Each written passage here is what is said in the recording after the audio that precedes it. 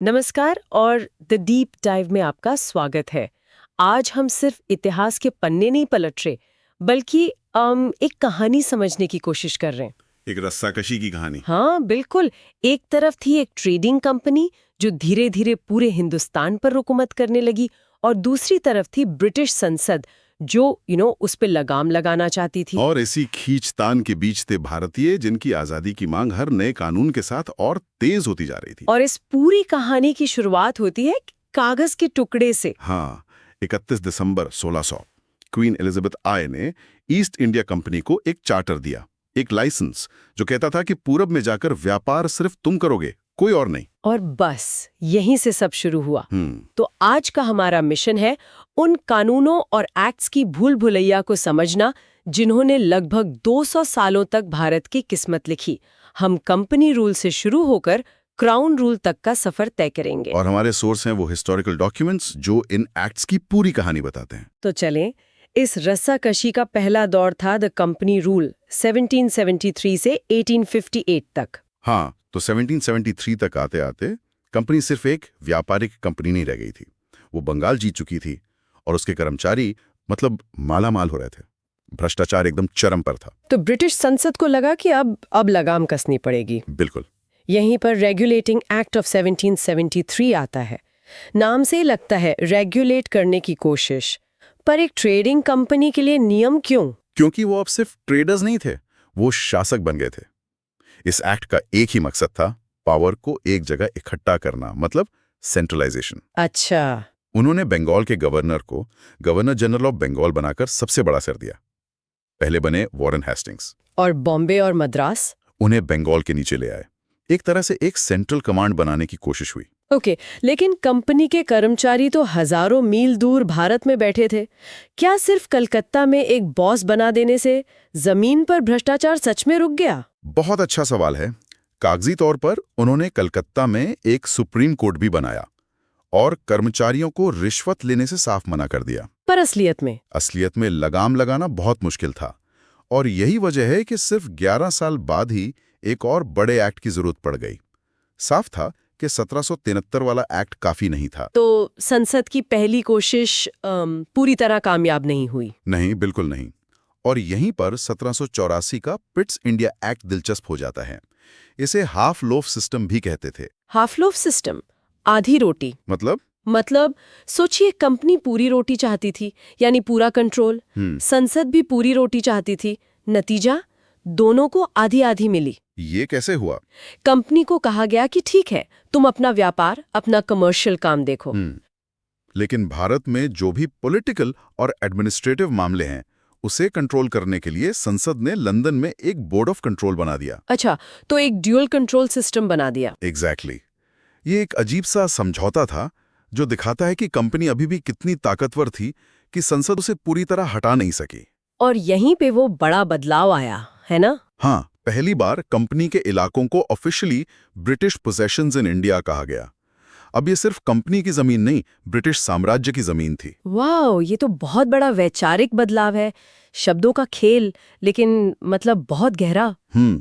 इसके बाद charter acts का दौर आया। 1813 का एक्ट मुझे हमेशा से दिलचस्प लगा है, खासकर व्यापार और शिक्षा को लेकर। बिल्कुल। 1813 तक ब्रिटेन में इंडस्ट्रियल रेवोल्यूशन हो चुका था। वहां के दूसरे व्यापारी कह रहे थे कि भाई, हमें भी भारत में व्यापार करने का मौका दो, सिर्फ ईस्ट इंडिया कंपनी को ही क्यों? तो सरकार पर दबाव था बहुत ज्यादा। तो 1813 के एक्ट ने चाय और चीन के साथ व्यापार को छोड़कर कंपनी की मोनोपोली खत्म कर दी। और इसी एक्ट में क्रिश्चियन मिशनरीज को भारत आने की इजाजत और शिक्षा के लिए 1 लाख रुपए का बजट भी था। ये थोड़ा अजीब कॉम्बिनेशन नहीं लगता? एक तरफ व्यापार, दूसरी तरफ धर्म और शिक्षा। ये उस वक्त की ब्रिटिश सोच को दिखाता है। एक तरफ फ्री ट्रेड की आर्थिक सोच और दूसरी तरफ भारतीयों को सिविलाइज करने का विचार। अच्छा। इसीलिए मिशनरियों को आने दिया गया और शिक्षा के लिए चाहे वो बहुत छोटी रकम ही क्यों ना हो, पैसा अलग रखा गया। ये भारत पर सिर्फ आर्थिक नहीं बल्कि सांस्कृतिक असर डालने की भी शुरुआत थी। रुकिए, तो अगर मैं सही समझ रही हूँ, 1773 में उन्होंने सत्ता को कलकत्ता में सेंट्रलाइज किया और फिर 1833 के चार्टर एक्ट में उसी गवर्नर जनरल ऑफ बंगाल को गवर्नर जनरल ऑफ इंडिया बना दिया और प्रांतों की सारी शक्तियां भी छीन ली। तो ये तो एक सीधी लाइन दिख रही है, धीरे धीरे पूरे भारत को एक ही सेंट्रल कमांड के नीचे लाने की तैयारी। एग्जैक्टली आपने नस पकड़ ली। 1833 का एक्ट, जिसे सेंट हेलेना एक्ट भी कहते हैं, ब्रिटिश इंडिया के सेंट्रलाइजेशन का क्लाइमैक्स था। मतलब अब बॉम्बे और मद्रास के गवर्नर अपने लिए कानून नहीं बना सकते थे? नहीं, हर छोटे बड़े कानून के लिए उन्हें governor general of India Lord William Bentinck से पूछना पड़ता था। सारी पावर एक ही आदमी के हाथ में आ गई। और इसी एक्ट ने कंपनी का असली चरित्र भी बदल दिया है ना? हाँ, अब ईस्ट इंडिया कंपनी का व्यापार वाला काम पूरी तरह से खत्म कर दिया गया। अब वो ऑफिशियली एक ट्रेडिंग बॉडी नहीं बल्कि प्योरली एक एडमिनिस्ट्रेटिव बॉडी थी। जिसका एक ही काम था, ब्रिटिश क्राउन की तरफ से भारत पर शासन करना। बिल्कुल। और यहीं पर भारतीय कानूनों को कॉडिफाई करने यानी एक जगह लिखने के लिए लॉ कमीशन बनाने की बात भी हुई। और फिर आता है कंपनी रूल का आखिरी बड़ा कानून, 1853 का चार्टर एक्ट। इसने भविष्य के लिए क्या नींव रखी? 1853 का एक्ट बहुत दूर की सोच रहा था। पहली बार गवर्नर जनरल की काउंसिल के 2 काम अलग अलग कर दिए गए। कौन से 2 काम? कानून बनाना यानी लेजिस्लेटिव और उसे लागू करना यानी एडमिनिस्ट्रेटिव। ये एक तरह से भारत में एक मिनी पार्लियामेंट की शुरुआत थी। और इसमें भारतीयों के लिए भी कुछ था? एक बहुत छोटा लेकिन जरूरी कदम उठाया गया। सिविल सर्विसेज के दरवाजे भारतीयों के लिए पूरी तरह खोल दिए गए। ओपन कंपटीशन शुरू हुआ। राइट। और जो नई लेजिस्लेटिव काउंसिल बनी उसमें पहली बार लोकल रिप्रेजेंटेशन का कॉन्सेप्ट आया। 6 में से 4 सदस्य मद्रास, बॉम्बे, बंगाल और आगरा की प्रांतीय सरकारें नियुक्त करती थी। ये बहुत छोटी शुरुआत थी, लेकिन ये विचार कि भारतीयों का भी प्रतिनिधित्व होना चाहिए पहली बार कानून में आया। बिल्कुल। और फिर 4 साल बाद 1857 का विद्रोह हुआ। उसने सब कुछ बदल दिया। सब कुछ। कंपनी रूल का अंत और क्राउन रूल की शुरुआत। ये गवर्नमेंट ऑफ इंडिया एक्ट 1858 ने इस पावर ट्रांसफर को फॉर्मलाइज कैसे किया? 1857 के विद्रोह ने ब्रिटिश सरकार को हिलाकर रख दिया था। उन्हें एहसास हुआ कि एक कंपनी के भरोसे पूरे देश को नहीं छोड़ा जा सकता। तो 1858 का एक्ट, जिसे क्वींस प्रोक्लेमेशन भी कहते हैं, एक तरह का सिस्टम रीबूट था। रीबूट? हाँ, ईस्ट इंडिया कंपनी को खत्म कर दिया गया। भारत की सरकार, जमीन और पैसा सब कुछ सीधे ब्रिटिश क्राउन यानी महारानी के हाथ में चला गया। तो जो ड्यूअल कंट्रोल वाला सिस्टम था, बोर्ड ऑफ कंट्रोल और कोर्ट ऑफ डायरेक्टर्स, वो सब खत्म। सब खत्म। उसकी जगह लंदन में एक नया पद बनाया गया, secretary of state for India, जो सीधे ब्रिटिश संसद को जवाब देता। हाँ, और भारत में गवर्नर जनरल का पदनाम बदलकर वाइसरॉय ऑफ इंडिया कर दिया गया। वाइसरॉय का मतलब था राजा या रानी का सीधा प्रतिनिधि।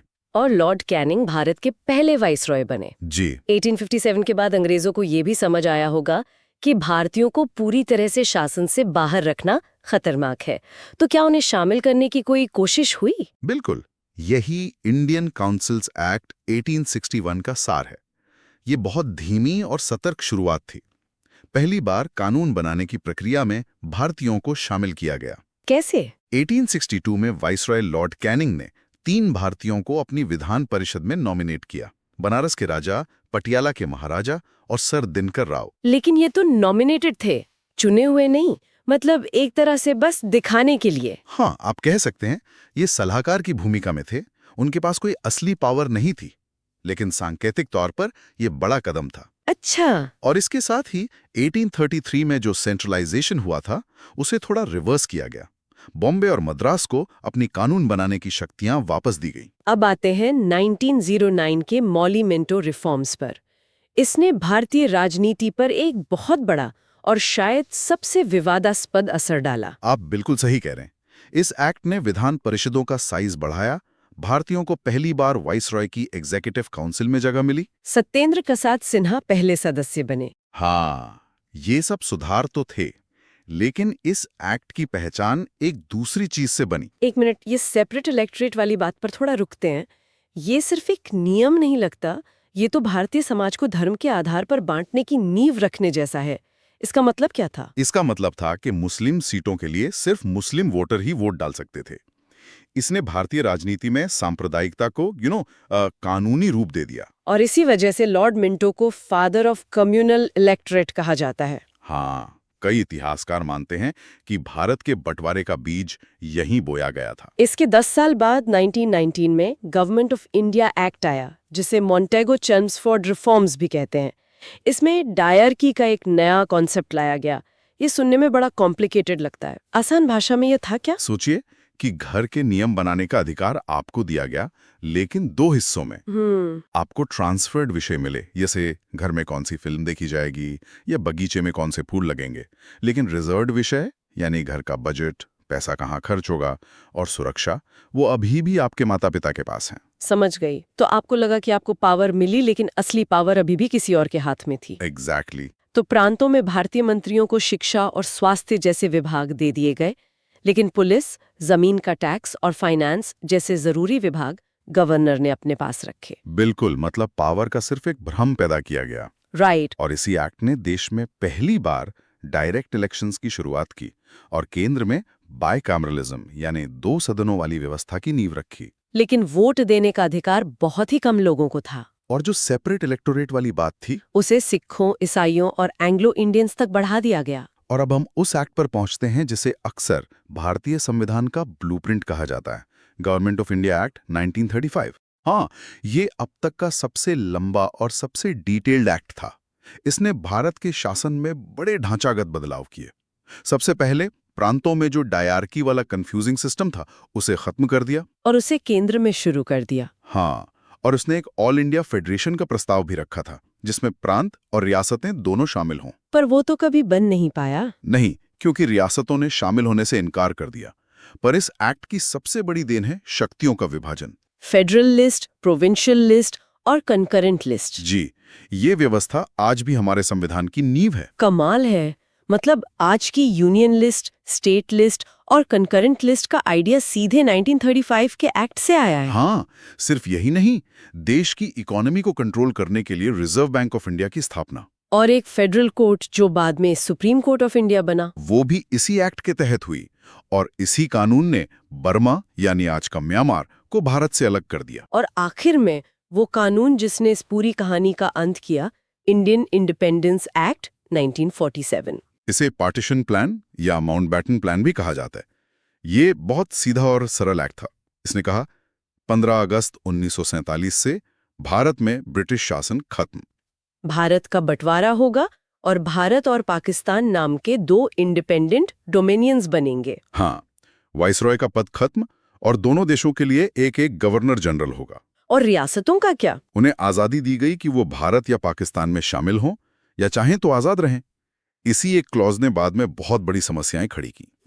जैसे कश्मीर और हैदराबाद में। बिल्कुल, लेकिन अंततः इसने 200 साल की ब्रिटिश हुकूमत का कानूनी तौर पर अंत कर दिया। तो ये थी कहानी उन कानूनों की, एक ट्रेडिंग चार्टर से शुरू होकर सत्ता की रस्साकशी से गुजरते हुए एक जटिल कानूनी प्रणाली तक, जिसने आखिरकार सत्ता के हस्तांतरण का रास्ता तैयार किया। आज की चर्चा से जो एक बात निकल कर आती है वो ये है कि ये सभी एक्ट्स सिर्फ नियम नहीं थे।